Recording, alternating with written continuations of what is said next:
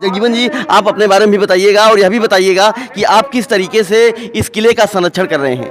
पहले तो जब हम फैजाबाद के रहने वाले हैं। जब लखनऊ में हमें नौकरी मिली तो मैं यहाँ आपने आया। ट्रस्ट का नाम बताइए, इतना नाम बताइए। महाराजा बिजली पासी स्मारक सांस्कृतिक ट्रस्ट, हाँ, उसमें बनाया गया था। और इस किले को अंसल बिल्डर्स खोद रहा था, तो हम लोग उसको बहुत झगड़ा फसाद करके उनको भगाते थे तमाम। तब पासी समाज बिल्कुल लेकिन अंसल को देने का काम किसने किया? सरकार ने, जो मौजूदा उस समय सरकार थी, उसने किया था। हाँ, लेकिन बाद में मुलायम सिंह जी ने जो है इसमें 15 लाख रुपए दे दिया इसकी बाउंड्री वाल बनाने के लिए। तो पैसा जब दे दिया, ट्रस्ट में जमा हो गया, तो जैसे बाउंड्री शुरू किया, मायावती की सरकार जी आ गई यहाँ पर, तो उन्होंने सोचा कि पासियों का वोट लेने के लिए उन्होंने राजनीति किया। और राजनीति के तहत उन्होंने ये बाउंड्री अपनी तरफ से करवा दी अपनी सरकार से। और जो पुराने पत्थर थे, जहाँ पुरानी मूर्तियाँ थी, उसको उखाड़ करके मानवर काशीराम और मायावती अपना नाम लिख लिए।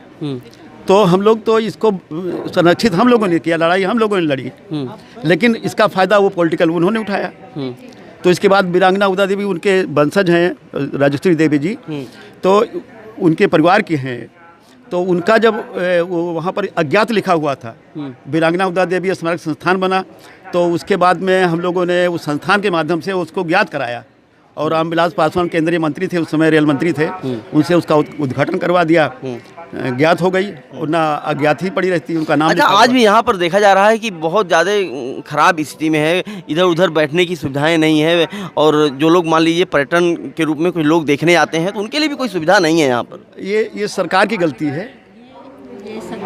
ये अगर सरकारीकरण इसका ना होता, अगर हम लोगों के साथ हाथ में रहता, तो अब वो इसमें मान लो किसी संस्था के माध्यम से दूसरे हमारे साथी खड़े हैं, ये संस्था की देख रेख कर रहे हैं, तो ये मुद्दा इनका है। ठीक है, मैं आप ही से जानना चाहूँगा, सर आप सरस्वती प्रसाद रावत जी हैं। सर आप अपने ऑर्गेनाइजेशन संस्था का नाम बताइएगा और यह भी बताइएगा कि आप लोग इसके संरक्षण के लिए क्या कुछ कर रहे हैं। ठीक, मेरा नाम सरस्वती प्रसाद रावत है। मैं महामंत्री पासी श्रोमण महाराजा बिजली पासी बहुउद्देशीय कल्याण ट्रस्ट।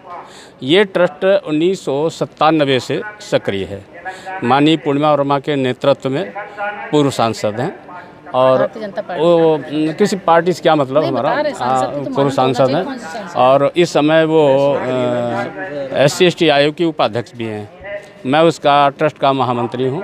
तब से ये जो कुछ है, ये बिजली पासी की छतरी और ये सभागार, और बगल में महाराजा बिजली पासी राजकीय डिग्री कॉलेज, और माल कस्बे मलिहाबाद में वीरांगना उदा देवी राजकीय कन्या इंटर कॉलेज, इसकी स्थापना और निर्माण गवर्नमेंट के द्वारा कराई गई ट्रस्ट के माध्यम से। और ये पासी समाज के गौरव और इतिहास को स्थापित करने का उद्देश्य था।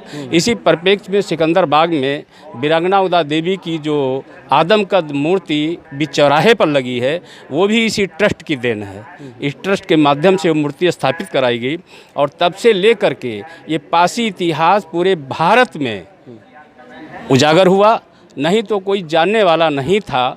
और पासी साम्राज्य 6ठी शताब्दी से है, जो पूरा उत्तर भारत में था।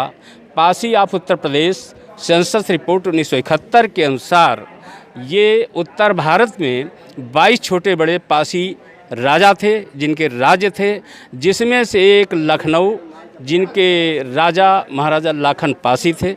और ये जहाँ पर खड़े हैं महाराजा बिजली पासी का किला, बगल में बिजनौर है, ये उसी की संस्थापना की देन है। महाराजा बिजली पासी की राजधानी थी, और उसका एक किला राजधानी के हिसाब से बना है महाराजा बिजली पासी का।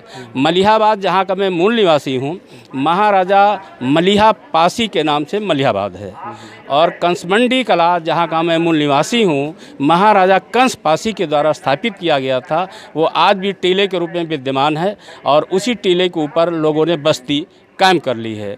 और महाराजा कंस के ही बेटे मलिहा थे, और उन्हीं के एक बेटे सलिहा थे, जो संडीला को स्थापित किया था, और उन्हीं के नाम से संडीला है। इसी तरह से अन्य हमारे महाराजा हुए, जैसे कि सीतापुर है, महाराजा छीता के नाम से है। रायबरेली में बालदेव हुए हैं। आप बगल में चले जाइए, बांगर मऊ संडीला के बीच में महाराजा सातन का किला अभी मौजूद है, लगभग 90 एकड़ में है, जो महाराजा सातन का किला आज भी है, जिसका एक ट्रस्ट बना हुआ है, जिसके उपाध्यक्ष डॉक्टर एम.एल. आर्या जी हैं और वो उसमें सक्रिय हैं। अभी चैत पूर्णमासी को वहाँ भी कार्यक्रम होगा। इस तरह से हमारा पारसी साम्राज्य जैसे पहले था आज भी हमारा सक्रिय है, लेकिन सरकारों ने हमारी वीरता और बहादुरी को देख करके एक नेगेटिव पॉइंट अडाप्ट करके लालच तो दे रखा है, लेकिन उसमें कार्रवाई कुछ नहीं कर रही है। अभी इसी किले के मेंटेनेंस के लिए हमने जो प्रयास किए, एलडीए को हमने चिट्ठी लिखी थी। एलडीए ने क्या किया, इसमें निर्माण कार्य करने के लिए लगभग 36 लाख रुपए की सैंक्शन करी। 36 लाख में यहाँ पर क्या किया, हम लोग जानकारी करने गए, कुछ भी नहीं पता लगा। हमने कहा फाइल दिखाई। एक मिस्टर तिवारी उपाध्यक्ष थे, वहाँ के उप चेयरमैन थे, चेयरमैन मौजूद नहीं थे। उन्होंने दिखाया कि यहाँ पर पौधारोपण किया गया और इसका मरम्मत किया गया, लेकिन उन्होंने धेले भर का नहीं काम किया, बल्कि हमारी सभागार की छत भी खुदवा दी और छत आज भी मेरे ख्याल वैसे ही पड़ी हुई है। मैंने लिख के भी दिया कि भाई आप लोग इसका करिए। आप सरकार के द्वारा मेंटेन करने की बात की गई थी जिसमें ट्रस्ट बना था, लेकिन आज तक ये ट्रस्ट के माध्यम से प्रयास किया जाता रहा, लेकिन आप लोगों ने धेले भर का काम नहीं किया। अच्छा ये बताइए, अखिलेश सरकार में क्या आपने इसके जीर्णोद्धार के लिए कुछ आपने प्रयास किया था?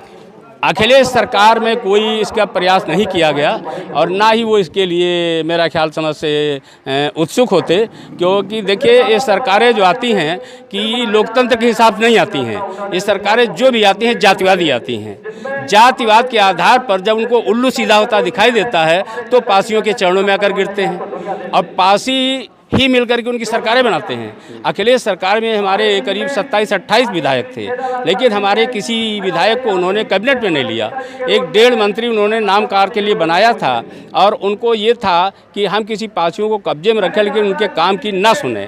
और यही हालत बीजेपी सरकार की भी है। बीजेपी सरकार में हमारे इतने विधायक हैं, लेकिन किसी को कैबिनेट में नहीं लिया।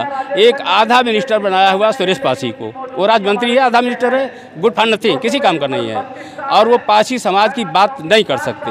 हमारे मौजूदा सांसद जो माननीय कौशल किशोर जी हैं, बढ़िया हैं, सांसद बढ़िया हैं, सक्रिय हैं, क्रांतिकारी हैं, लेकिन बीजेपी ज्वाइन करते ही उनका क्रांति ये सब किनारे हो गया है। पासी समाज की वो बात नहीं कर सकते। वो केवल आरएसएस और बीजेपी की जो मनमंशा है उसी के मुताबिक ये लोग अपने को ढाल रहे हैं और इसका नतीजा मेरी समझ से आने वाले चुनाव में जनता उनको दिखा देगी। और हमारा प्रयास है कि हम इस किले की शान को, स्वाभिमान को, पासी स्वाभिमान को बरकरार रखने के लिए जो हर संभव प्रयास है हम ट्रस्ट के माध्यम से करते रहेंगे। और जो भी आप देख रहे हैं, अभी आपने पूछा था इसका रख रखाव, सीटिंग अरेंजमेंट, ये 97-98 में कराया गया था, उसके बाद से ये डैमेज हो गया। हमारा ट्रस्ट कहीं से अनुदान नहीं लेता है। हम अपने पास से ही जितने सदस्य हैं सब लोग अपना अपना कलेक्शन देते हैं, उसी के आधार से प्रतिवर्ष 25 दिसंबर को कार्यक्रम करते हैं सालाना।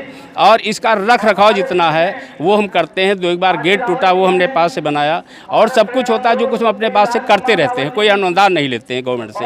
अनुदान के लिए लिखा भी, लेकिन वो लोग अभी तक तैयार नहीं है। ये पासी समाज का दर्द है, उसी तरीके से है कि इस समाज में तमाम ट्रस्ट बने हुए हैं, तमाम सभाएं बनी हुई हैं, महासभाएं बनी हुई हैं और सब अपने अपने स्तर पर यहाँ के जीर्णोद्धार के लिए, यहाँ के विकास के लिए लगी रहती हैं। सरकार को चिट्ठियाँ भी लिखती हैं, प्राधिकरण को चिट्ठियाँ लिखती हैं, लेकिन आपका कहना है जिस तरीके से कि सरकारें बदलती हैं और अपने नफ़ा नुकसान के अनुसार जातीय वोट बैंक को साधते हुए ही फैसले लेती हैं और उस फैसले का शिकार एक तरीके से ये बिजली पासी का किला भी रहा है। चाहे अखिलेश सरकार हो या मायावती सरकार हो या आने जो वर्तमान में है भारतीय जनता पार्टी की सरकार है, सभी सरकारों में यह किला पूरी तरीके से उपेक्षित रहा है। पर्यटन केंद्र बनना तो बहुत दूर की बात है, यहाँ पर साफ सफाई और बैठने की भी व्यवस्था भी ठीक ठाक से नहीं है, पानी पीने का इंतजाम भी ठीक नहीं है। इन लोगों का दर्द है कि अगर सरकारें इस पर ध्यान दें तो हमारे गौरव को सहेजा जा सकता है और हमें भी सरकार के साथ मिलकर आगे बढ़ने का मौका मिलेगा। हम केवल सांसद और विधायक ही बनाते हैं, लेकिन हम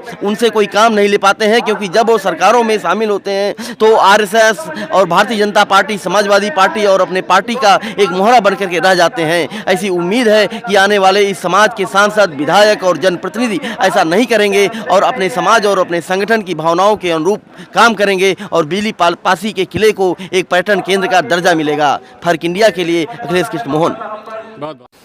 यूट्यूब चैनल को सबसे पहले सब्सक्राइब करिए, इसके बाद घंटी बजाइए। उत्तर प्रदेश की सभी खबरों को सबसे पहले पाइए।